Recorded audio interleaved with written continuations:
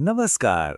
हम सब भारत के दो महान महाकाव्यों रामायण और महाभारत की कहानियों से वाकिफ हैं, पर क्या कभी सोचा है कि इन दोनों के बीच कोई ऐसा गहरा छिपा हुआ कनेक्शन भी हो सकता है जो इन्हें एक ही धागे में पिरोता हो?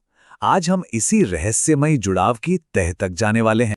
तो सबसे बड़ा सवाल यही है, क्या सच में कोई एक ही धागा दो अलग अलग युगों में घटी इन महान कहानियों को आपस में जोड़ सकता है? चलिए आज इस पहेली को सुलझाने की कोशिश करते हैं। देखिए, ये कनेक्शन सिर्फ कुछ किरदारों का नहीं है, बल्कि ये कहीं ज्यादा गहरा है। ये कहानी है एक लौकिक, एक कॉस्मिक कर्म ऋण की।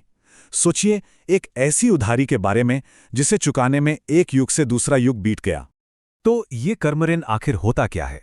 असल में ये एक बहुत ही सीधा सा सिद्धांत है कि ब्रह्मांड हमेशा एक संतुलन, एक बैलेंस चाहता है। हर एक्शन का एक रिएक्शन होता है, और अगर कोई हिसाब अधूरा रह जाए तो उसे कभी ना कभी पूरा तो करना ही पड़ता है, फिर चाहे इसके लिए दूसरा जन्म ही क्यों ना लेना पड़े।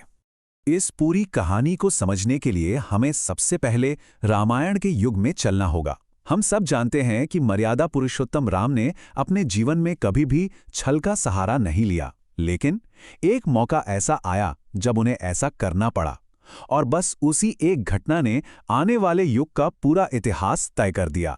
कहानी की शुरुआत होती है किष्किंधा में, जहां दो भाई बाली और सुग्रीव एक दूसरे के जानी दुश्मन बने हुए थे, और उनके बीच का यही युद्ध उस कर्मचक्र की पहली कड़ी बना जिसे आज हम समझने की कोशिश कर रहे हैं। लेकिन रुकिए, ये सिर्फ दो भाइयों की लड़ाई नहीं थी। नहीं, बिल्कुल नहीं। पर्दे के पीछे तो दो महान देवता देवराज इंद्र और सूर्यदेव एक लौकिक खेल खेल रहे थे, और इस खेल के नियम भी उन्हीं के थे। और देखिए, मजे की बात यह है कि बाली देवराज इंद्र का प्रतिनिधि था तो सुग्रीव सूर्यदेव का, और इस कॉस्मिक गेम के हिसाब से बाली की जीत पहले से ही तय थी, मतलब सुग्रीव का हारना निश्चित था। पर यहीं पे कहानी में सबसे बड़ा ट्विस्ट आता है। जब भगवान विष्णु खुद राम के अवतार में इस खेल में उतरे तो खेल के सारे नियम ही बदल गए। हुआ ये कि भगवान राम ने सुग्रीव को लड़ने के लिए आगे किया और खुद एक पेड़ के पीछे छिपकर बाली पर बाण चला दिया, और नतीजा, जिसका जीतना तय था वो हार गया। धर्म के नियमों के हिसाब से देखें तो ये एक सीधा सीधा छल था। इस एक काम से ब्रह्मांड का जो संतुलन था वो बिगड़ गया। सूर्यदेव का पक्ष जिसे हारना था वो जीत गया, और यहीं पर वो लौकिक ऋण, वो कर्म ऋण बन गया जिसे चुकाया जाना अभी बाकी था। चलिए अब समय में एक लंबी छलांग लगाते हैं और सीधे पहुंचते हैं महाभारत के युग में। वही लौकिक खेल एक बार फिर से शुरू होने वाला था, लेकिन इस बार मैदान कुरुक्षेत्र का था और खिलाड़ी भी नए थे। और देखिए, ये कितनी अद्भुत बात है।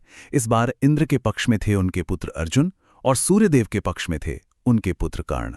बिसात एक बार फिर से बित चुकी थी, लेकिन यहां एक बहुत बड़ा फर्क था। याद है, रामायण में विष्णु के अवतार राम ने सूर्यदेव के पक्ष का साथ दिया था। खैर, इस बार विष्णु के अवतार भगवान कृष्ण ने इंद्र के पुत्र यानी अर्जुन का साथ दिया। पासा पलट चुका था, और भगवान कृष्ण के ही मार्गदर्शन में इंद्र के पुत्र अर्जुन ने सूर्य के पुत्र कर्ण को युद्ध में हरा दिया। ठीक रामायण की तरह ही एक पक्ष की जीत हुई, लेकिन इस बार खेल पूरी तरह से उल्टा हो चुका था। तो अब सवाल ये उठता है कि आखिर ऐसा हुआ क्यों? एक ही दिव्य अवतार ने दो अलग अलग युगों में दो विरोधी पक्षों का साथ क्यों दिया? जवाब कर्म के उसी चक्र में छिपा है। यही सवाल इस पूरे विश्लेषण का दिल है कि क्यों भगवान राम ने सूर्य के पक्ष की मदद की और क्यों भगवान कृष्ण ने इंद्र के पक्ष की। इसका सीधा सीधा ताल्लुक उसी अधूरे हिसाब से था जो रामायण में शुरू हुआ था। ग्रंथों के अनुसार जब भगवान कृष्ण से इस बारे में पूछा गया तो उन्होंने खुद इसका कारण साफ किया। उन्होंने कहा कि ये उनके पिछले जन्म यानी राम अवतार में की गई एक भूल का कर्म था, जिसका हिसाब अब बराबर होना ही था। तो पूरी बात का सार ये है, रामायण में सूर्यदेव के पक्ष के साथ जो अन्याय हुआ था उसका संतुलन महाभारत में इंद्र के पक्ष का साथ देकर किया गया। कर्म का चक्र पूरा हुआ, एक युग का ऋण दूसरे युग में चुका दिया गया।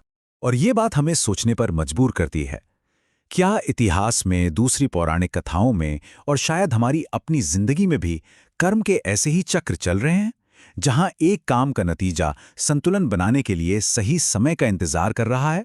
इस पर सोचिएगा जरूर।